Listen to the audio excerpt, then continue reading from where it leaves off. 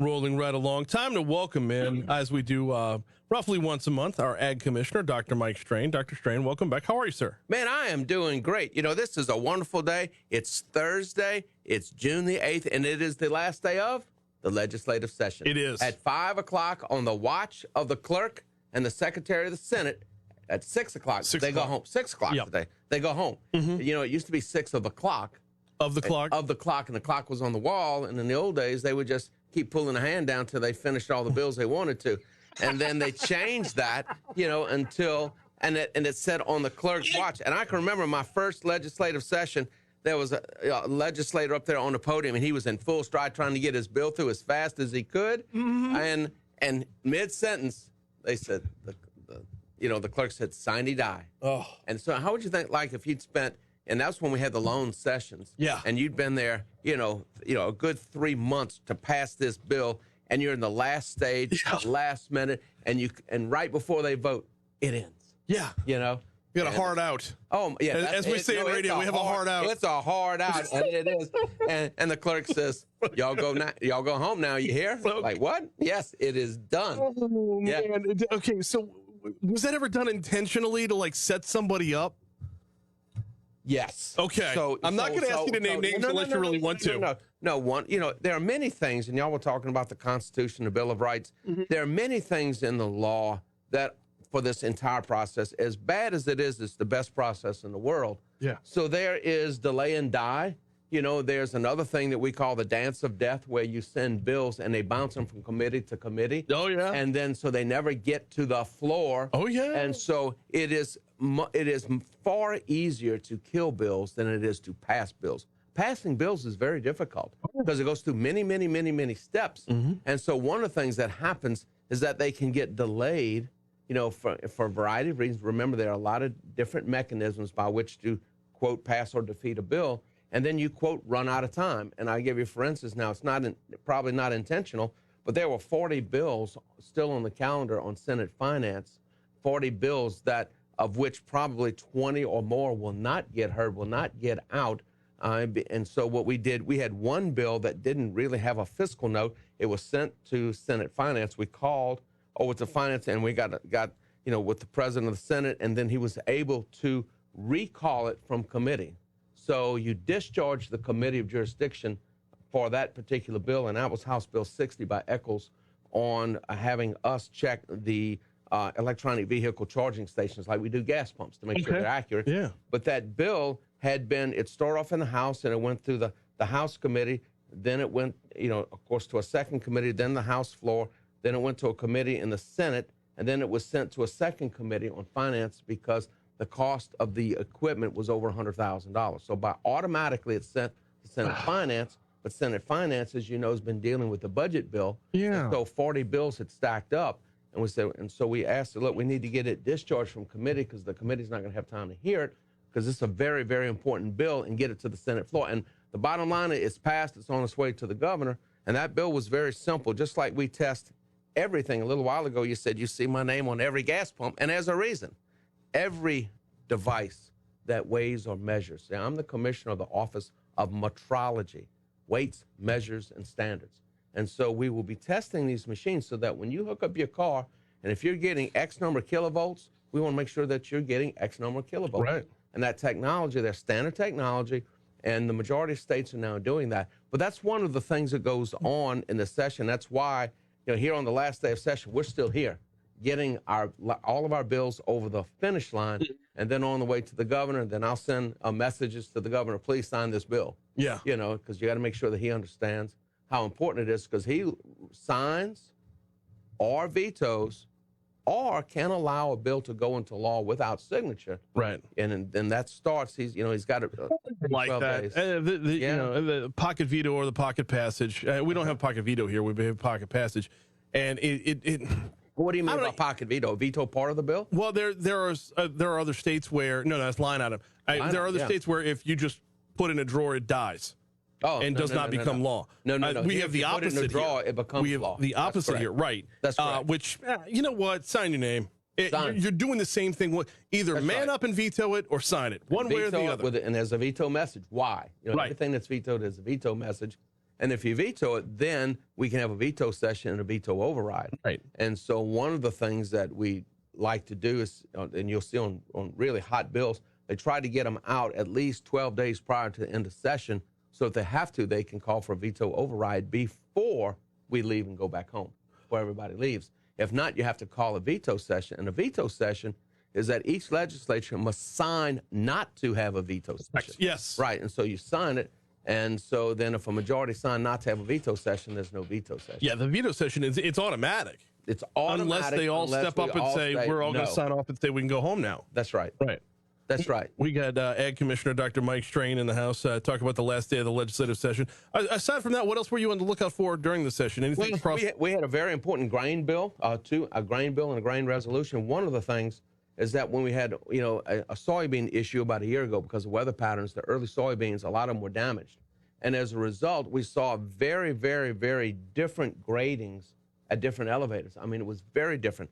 And sometimes you see a very big difference in the grading of the same tractor trailer load. And so when you look at the difference in the value of a tractor trailer load of soybeans, it can be, $4,000, $5,000, $8,000, $10,000 just because of the grade that's assigned. So we did a deep dive in, and we found that the law says that the graders may be certified or may be trained, not shall, may.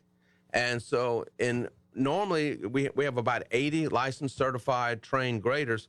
But then when it was very busy, the elevators would hire another 80, and they would work, quote, under the supervision of someone, but they weren't licensed, trained, and, quote, accountable to that license.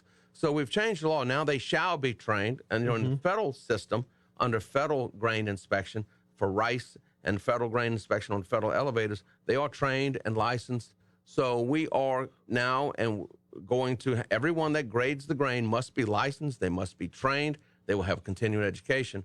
And the second bill was that, and working with Senator Womack, one was done by Senator Kathy, and this is by Senator Womack, is that we all put together a task force to look at an automated grading system. If you get your blood drawn, it goes into a machine and it's 100% accurate, whether it's at my office or if it's, at someone else's or a hospital, by machines that can do 1,000 analysis a second. Okay. We're looking to develop that same technology for grading grain. And so you have an automated computer system, and now the grain graders would be running these machines. But that way, it wouldn't matter where the grain elevators, it takes that human factor out, and everything is exactly the same. We just want accuracy. That's the whole thing. Yeah. So studying that, we'll be working with our universities and working with some, technology companies where they use, either laser light or multispectral light, and you set the parameters, and then, these things are calibrated so that when you put the sample in, no matter where the sample goes, the grade's the same. And so we're working on that and looking at technology, as you would say, now that is artificial intelligence, but it is something that is used as a tool. Absolutely. It doesn't take it over. So we're looking at that as well. Then we had some upgrades. What kind of impact on our economy is there based off of that getting it right versus screw-ups? Let me tell you, like, for instance, screw-ups, where you had inland graders, inland elevators that assigned too high of a value to soybeans. They loaded them on barges, sent them down to the federal export facilities, and when they got here, the barges were rejected and ended up having to go to be salvaged or to a landfill. They couldn't be loaded on ships. So now when you talk about barge loads, so if you take a 13 barge tow, that's the same as 200 rail cars. That's the same as 1,000 tractor trailers. Okay. So you're talking about a lot of money. Yep. And so it's got to be accurate. We also had a case where bad beans went into a grain elevator, and then they put good beans on top. And what happened is that they spontaneously combusted, and the elevator caught fire and burned to the ground. What? Then what happened is that trying to put this fire out, they used a retardant, and then by that nature, they were all contaminated, and that entire silo had to go to a landfill. So those beans probably should never have gotten into that elevator because they were probably worse than what, the buyer thought they were. And so the whole idea is that we just get accuracy, and that so the farmers get paid what they're worth, the elevators know what they have, the inland elevators, which are state, regulated, can then move on and sell them to the federal elevators, and the grades will be the same, and we can get them on the ships or get them where they need to go and get them gone, and everything is right. So again, the whole thing about weights, measures, and standards is accuracy. And Commissioner Dr. Mike Strain is our guest. We got a couple minutes before we hit the break. Was there anything else in the legislative session you wanted to cover? Because after the break, I want to dive into summertime. Let's see. We had our grading bills. We had some structural pest control bills. If you look at structural pest control, you think about termites, you think about spraying your homes. We had some of those just really just modernized in the legislation. And so there was a very big bill, House Bill 330, by Representative Mike Johnson, supported by the Cattlemen's Association, by the Farmers and the Farm Bureau, which gave a partial tax break to farmers for rebuilding their fencing. So with all the hurricanes, one of the things that hits the farm the hardest is the fencing. Yeah. And you replace it over and over and over and over again. And it's a big expense for the farmers. And they asked for, a partial tax exemption on buying fencing materials. Most agricultural things and containers are tax exempt. So they got a partial tax exemption, and they really came together and worked that through. We want to thank the legislature, and that now is on the way to the governor. We're going to break here for news in just a second. We've got Ag Commissioner Dr. Mike Strain as our guest. We're not nearly done yet, though. When we come back after our news, traffic, and weather, we're going to dive into a couple of summertime topics. Before we hit that news, I want to remind you about the folks over at 5 Star Printing and Signs. Their phone number, 271-4096. What's the area code? They're local. It's 225-271-4096. Printshop5.com is the website. Look, if as you're going through your daily business, you're realizing I might need a little bit of refresh on the artwork, my messaging isn't up to speed, but I need a little help with it. That's what Danny and his team do over at 5 Star Printing and Signs. They can completely rework your artwork. They can tweak what's going on with it currently. They can start from scratch, but more importantly, they will work with you to get to your vision and your image and how you want your company portrayed everywhere, from the business cards to the signage in the window to basically anywhere you're putting your brand. It's all about your brand. 271-4096 for 5 Star Printing and Signs. And oh, by the way, session's over with today. That means campaign season starts immediately. Yeah, like, 5 Star Printing and Signs. Like, you're home there as well. 6:01. It's 8:30 at Talk 107.3. Yes, it does. Yep. It's going to be wild and woolly. Oh, man. It's going to be wild and woolly. And do you even let your children watch the TV? It's going to be wild and woolly. It's,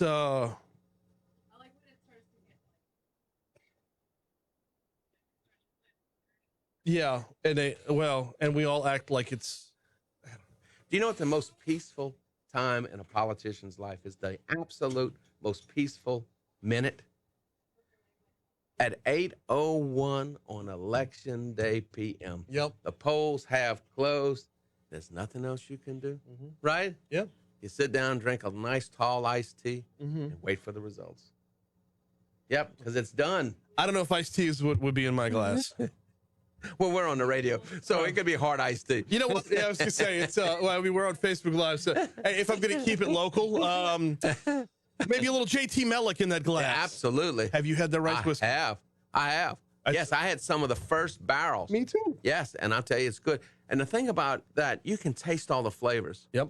You know, when we were young, we always thought, whiskeys were made to blend with Coca-Cola or 7-Up or something like that. And now you realize that they've got all these flavors in it, just like rum.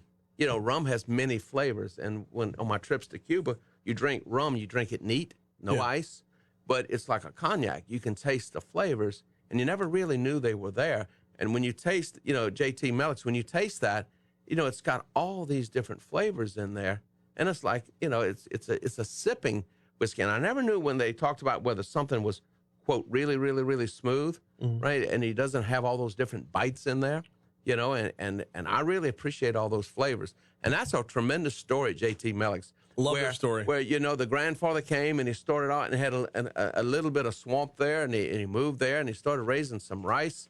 And now they have rice, they have crawfish, they do seafood. They take the rice and they make the whiskey, they make the vodka. And so value added all the way. I love the vodka. Yes. Yeah. That's what got me started on JT Mellick was the vodka. Yes. And then once I learned their story about, they're like, what are we going to do with all this rice? Yeah. What do we do with all this rice? And then the original intent was to make whiskey, but vodka's made quicker. Yes. So they're like, let's do it simultaneously. We'll get the vodka on the market. You don't have to wait 6 years or 8 years or 12 years, or whatever it is. Right. And so a 6-year rice whiskey is still very good. Yes. It's very good. It's sweet. which I absolutely love. And they're the only ones making rice whiskey in America. I think so. You got to go to Japan to find other rice whiskeys. So Hattori, I think, is one. They do really, for somebody who doesn't have a whole lot of, every other bourbon maker out there can look at other bourbon makers and copy and paste. Yes. They can't do that. They start from scratch. Right.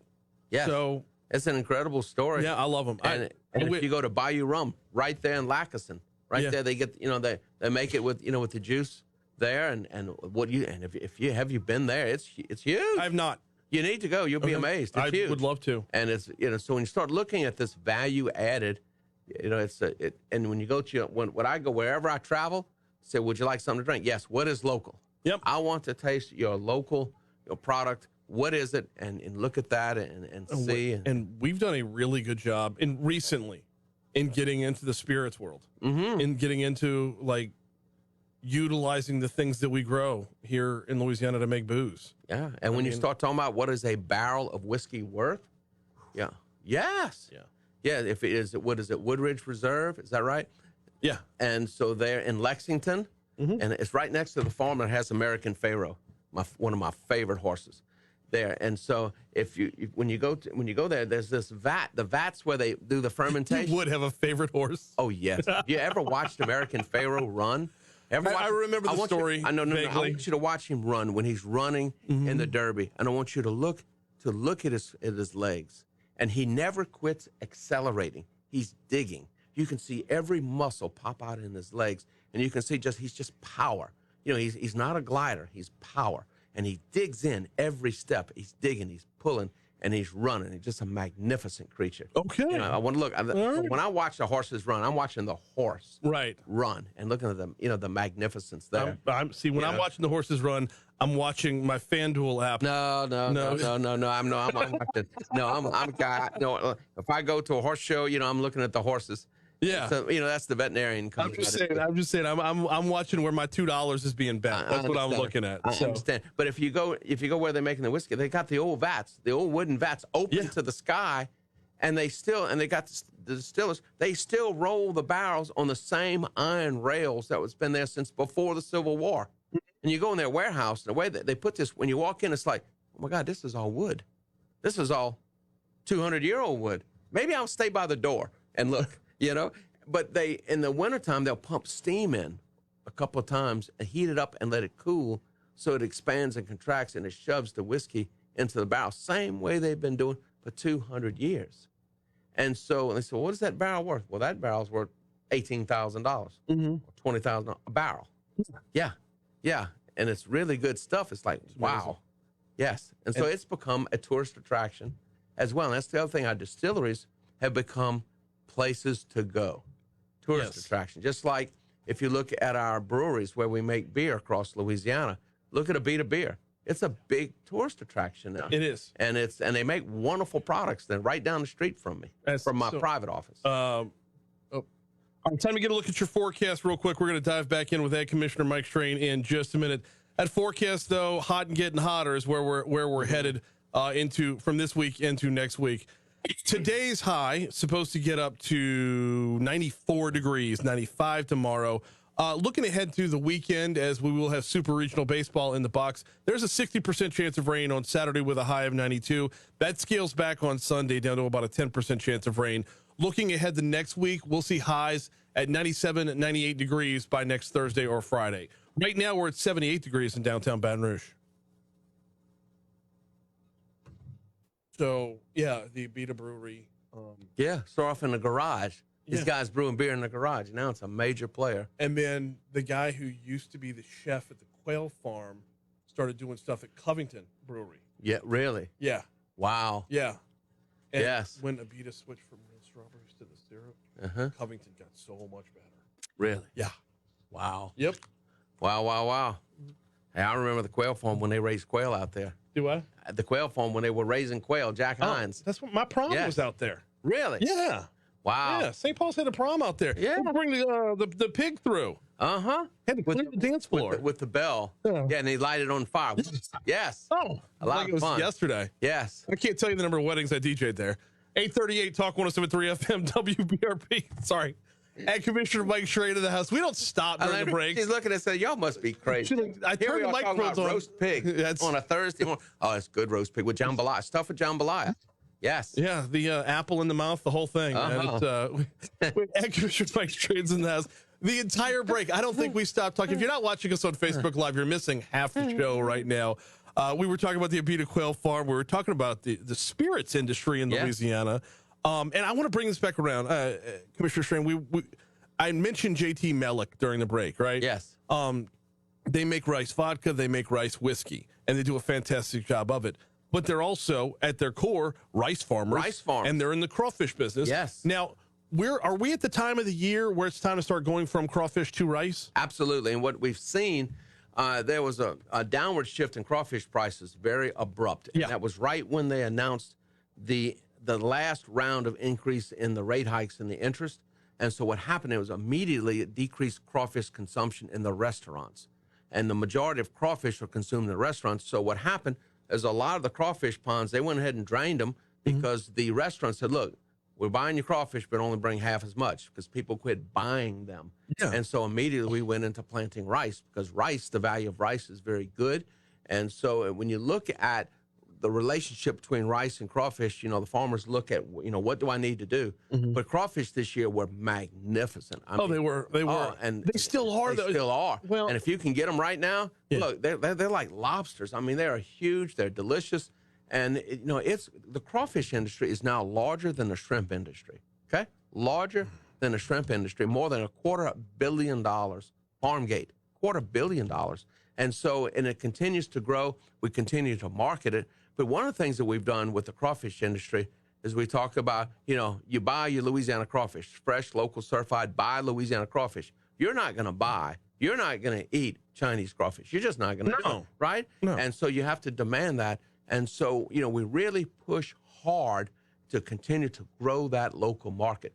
Now, one of the things when I was first in the legislature, we used to have big shrimp boils. Yeah. When's the last time you've been to a shrimp boil? So it's got. You get a couple pounds to throw in, like when you have a crawfish boil, the shrimp is on the side. Yeah. But a lot of that is the price of shrimp. Yeah, but it came down too. But one of the things we have to have, we got to regrow our local shrimp consumption. We've got to do that for the shrimping industry as well. But the crawfish are good. And if you look at rice, what a tremendous thing.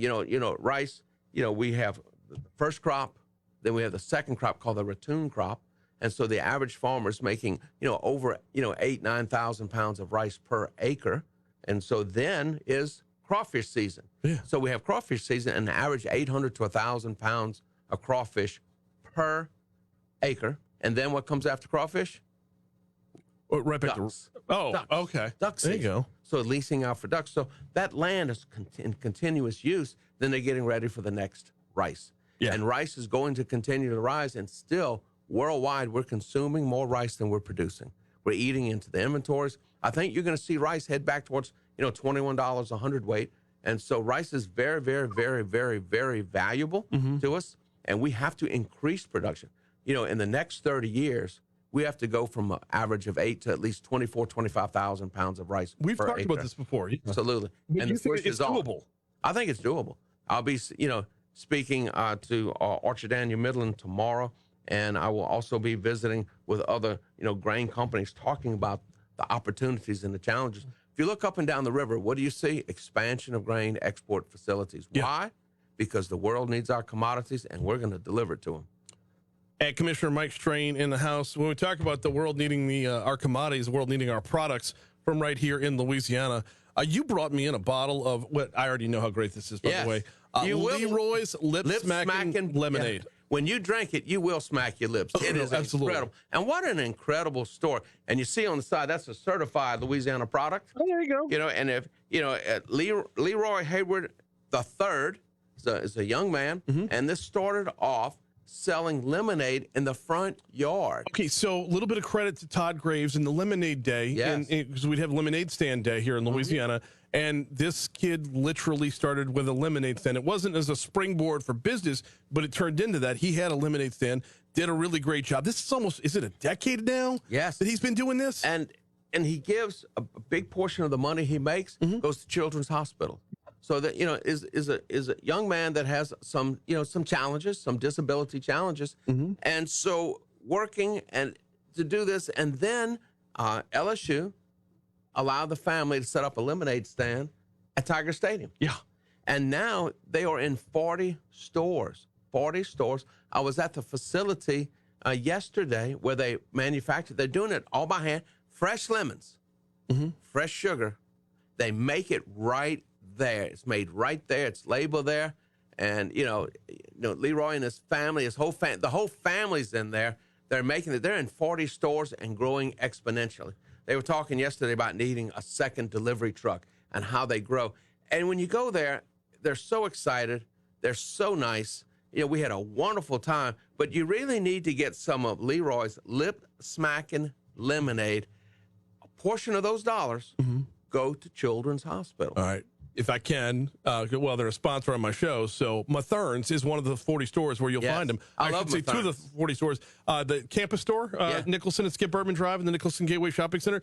That's where I first learned about the whole story behind Leroy's Lip Smackin' Lemonade, was at Mathern's. I met him as he was making his own delivery. This isn't like some ginormous organization. Oh, no. It's a small family. It's a small family operation that is doing well, working hard. And you think about entrepreneurship. You have, a young man challenged that now is selling his product, his lemonade product, in 40 stores. Yeah. And it's the official lemonade at Tiger Stadium for football games. Think about that. Yeah. Incredible. So, hey, heading out to the box this weekend. Good. Swing by Mathern's and grab yourself. And look, you get that chill down? Oh, absolutely. Absolutely. Nothing better than a hot I have sun. A gallon in my refrigerator in my home here in Spanish Town. I believe that. It's so good, though. It really is. And just another example of great Louisiana products, certified Louisiana products. And that is growing exponentially.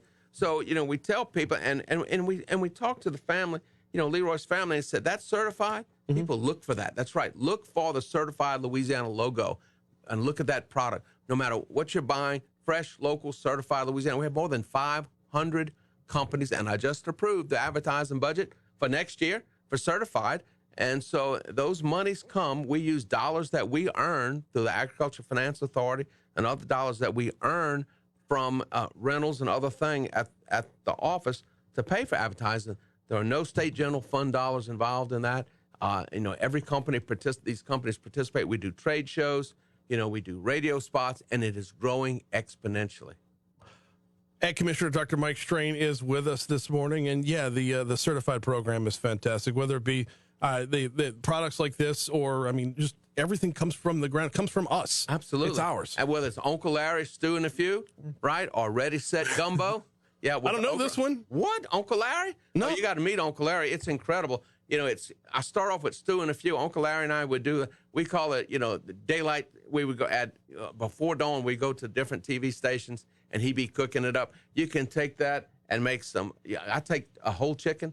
I put it in a big pot, and I put some Stew and a Few in there, and cut up some onions, and you bake that for about 3 hours. Oh, it's incredible. Okay. Or the Ready Set Gumbo. All you got to do is, put your shrimp in there, put your crawfish tails in there, you put your crabs in there, you cook that up, it's ready to go, and it is incredible.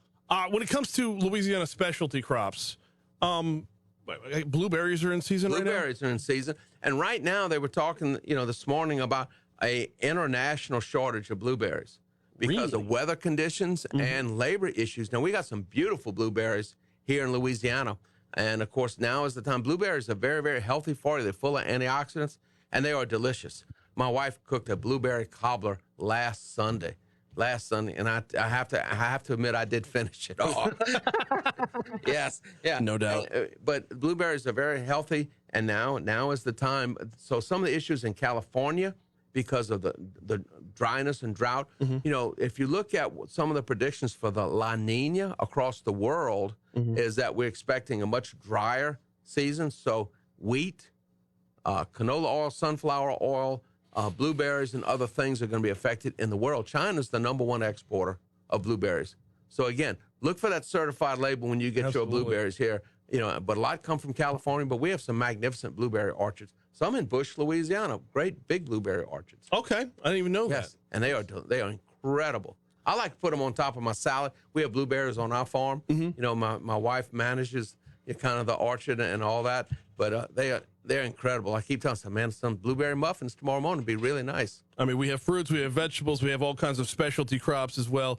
Certified Louisiana, all these things the Department of Agriculture brings to us, as he brings us Mike Strain as well for our visits. We're going to have to take a quick... No, I'm sorry. We got another minute left before we take that break. Oh, Okay. even more. Yeah, so before we head into that break, and I always appreciate your time, I want to kind of set the table for where we're going after this. Blueberry season is now. What season is next?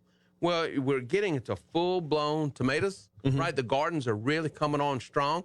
And if you think about watermelons, I've got some nice watermelons. They're about this big right now. They're growing. You know, we all get ready for 4th of July. Yes. And so we'll have our Washington Parish watermelons, our Farmerville watermelons, but Creole tomatoes, corns are going to be coming up real soon. Okra is really, you know, I've got okra plants in my garden at 3 feet high right now.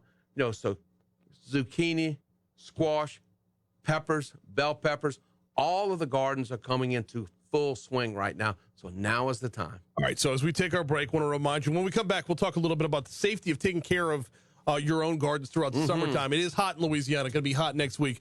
We're going to dig in on that in just a little bit. But the Department of Agriculture and Forestry bringing us our visits with Mike Strain every month.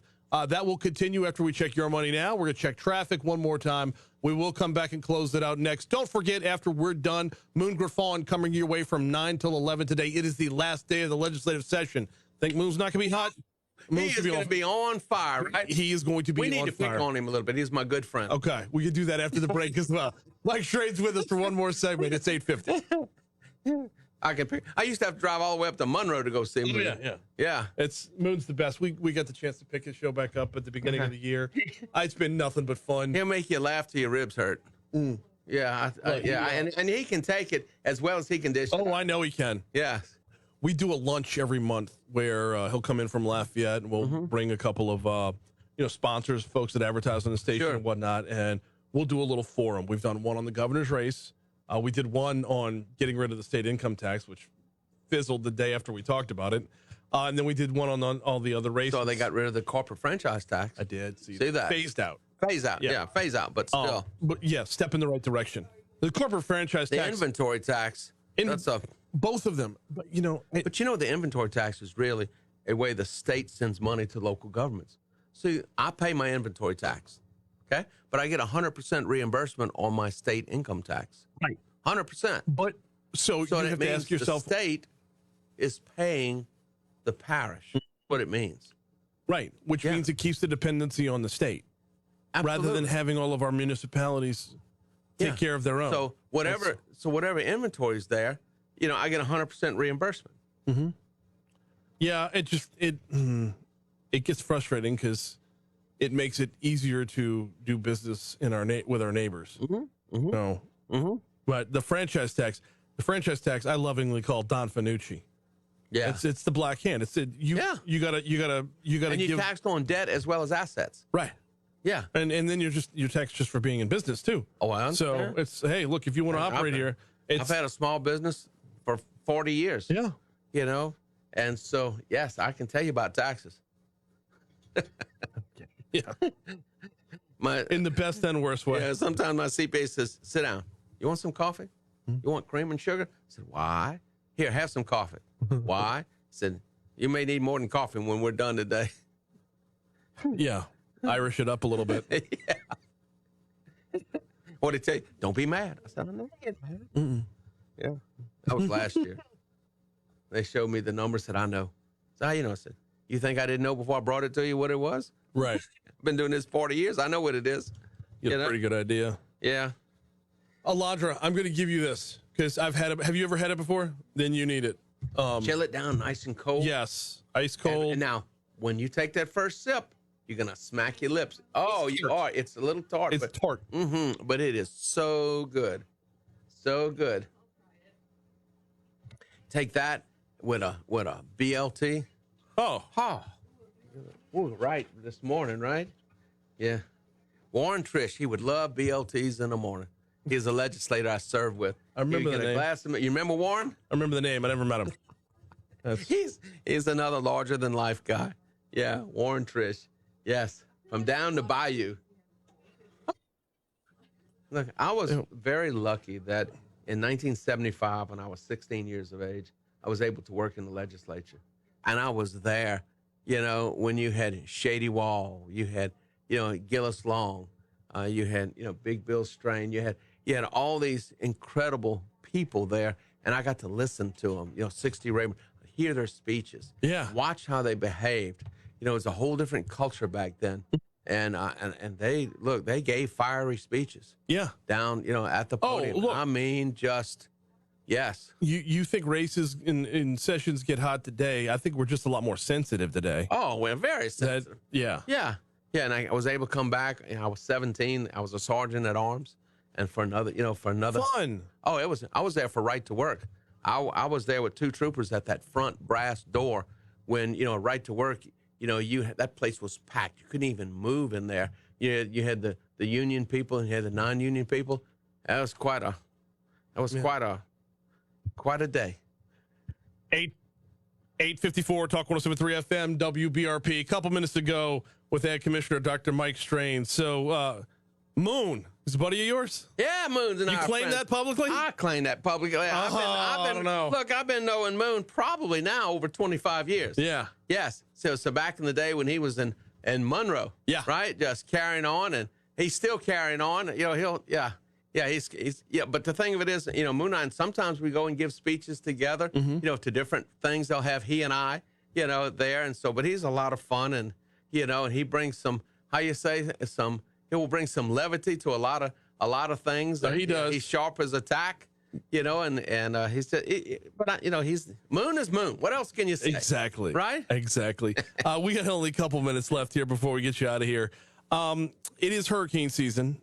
There is some prep work to be done in the yard. Now is the time. Yeah. Now is the time. And really important, go around your yard.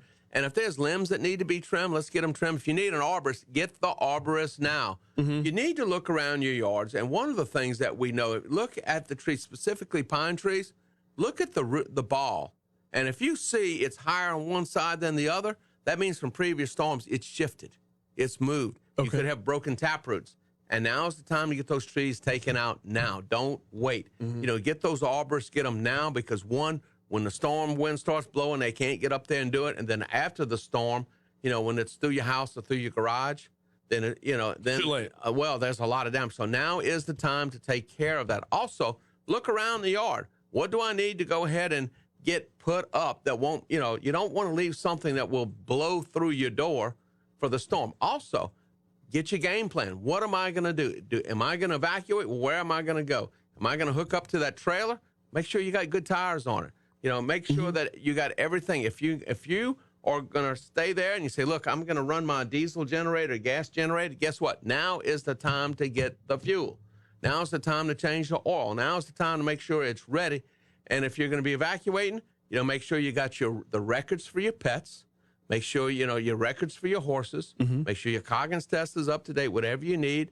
And when you get ready, bring a copy of your records and have everything to where you don't have to spend time, to get ready to go when it's time to go. Because one of the things that we do know, and one of the things that we're cognizant of, is that these storms are moving faster. Yeah. And so the window, we used to talk about a 5-day window. We don't have 5-day windows. Well, no, a 5-day window, if it's popping up on the Atlantic coast, you got a little more than a week because it's got to make its way across the ocean. Once it's in one that pops up in the Gulf, right? And change, and look, there'll probably not be any more contraflow. That's probably something that we're not going to see anymore. About that. No more contraflow. So you need to be ready to go. And I can remember during Hurricane Katrina, in front of my private office there in Covington on Highway 36, during the storm, the highway was full of cars. Yeah. They couldn't go anywhere. They were out there. People were stuck on the road. And so get a game plan. And also what I tell you, if say, okay, I got my chainsaw. I'm going to be working after the storm. You need to go ahead and get your chainsaw fuel and get the oil. Have you the little packets of oil that you mix with your chainsaw gas? Yes. It's 1 packet per gallon. You need to get that now. If you have a generator and if you use synthetic oil, go ahead and get at least 2 oil changes worth of synthetic oil. Get your filters if you need them. Have it now, because what happens is that when the storm is over, you can't find the oil. If you think you're going to need a water pump, get it now. So in other words, get ready, get prepped, change the oil in your generator, have spare oil, and remember, if we have a 10-day, if you run a generator for 10 or 15 days, you know, those generators will burn oil or it will evaporate, and so you got to check that. But make sure you're going to have what you need now, because after the storm, it can be very hard to get. We got 1 minute left. As we were going into break, we were talking about summertime, what's being grown in the summer. These are the things, okra, tomatoes, these are the things that people grow on their own. Absolutely. But when it's hot outside, we need to take extra precautions. You have to. So drink even if you're not thirsty. Make sure you have plenty of water. Also, mosquitoes. And so, you know, we tell everybody, if you go out in the garden late at night or early in the morning, make sure that you are properly prepared.